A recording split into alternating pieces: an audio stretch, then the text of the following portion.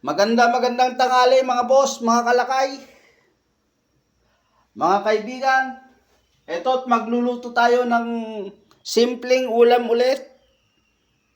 Vegetable pa rin. Ito na po, magigisa na tayo ng bawang.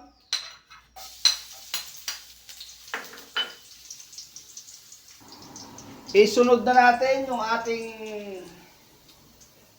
sibuyas, Bombay kung tawagin sa Bisaya.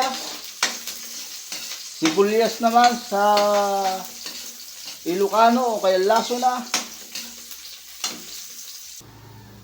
Ayan guys, ilagay na ho natin yung ating pangunahing sangkap.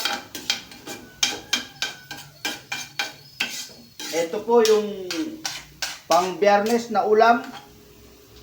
Alam nyo na, munggo.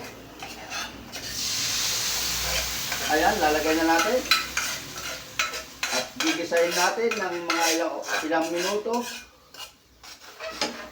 bago natin ilagay yung mga iba pa niya sangkap. Ayan, madaling lutuin lang to. Kailangan mga ilang oras na palambutin. At ilagay na rin natin yung nor, shrimp, hipon. At lalagyan din natin ng pampalasa, patis pa rin tayo. Ayan lang ang pampapalasa natin dyan.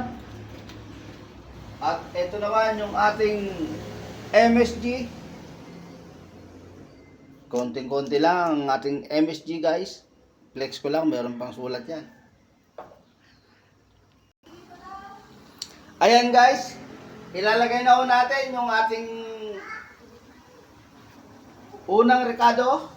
Ito po yung kalamismis sa kabukiran. Ayan, panuorin nyo hanggang dulo. Marami pa tayong ilalagay dyan na mas masarap. Overload na naman ang gulay nito.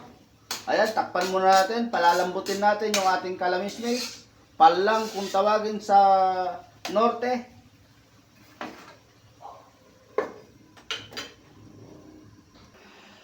Ito na po, ilagay na ho natin yung dalawang sangkap pa na natitira.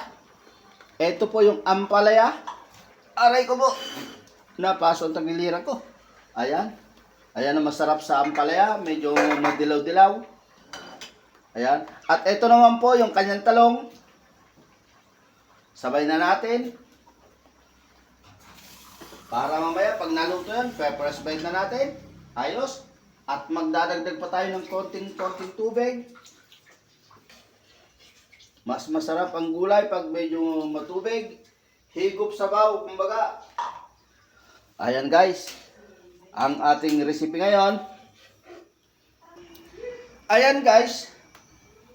First bite na po natin yung ating niluluto na munggo. Ayan ang masarap na luto ng munggo. Ayan guys. Kung mapapansin nyo. Ayan guys. First bite na natin kung okay na po yung sabaw. Pero medyo hilaw pa yung ating munggo. Ay yung ating talong. Dahil meron pa tayong ilalagay dyan na mas masarap. Ito po yung chicharon. Ayan guys.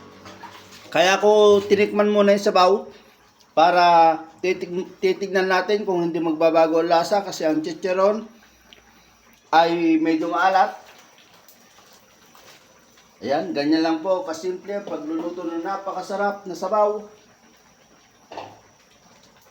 Munggo with ampalaya with chicharon.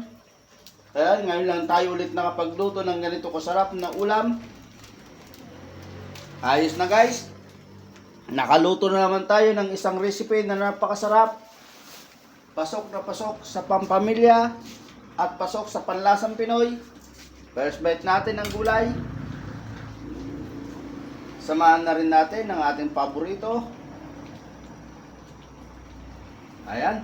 Ayos na guys. Nakaluto naman tayo ng napakasarap na ulam. Thank you po. All is well po.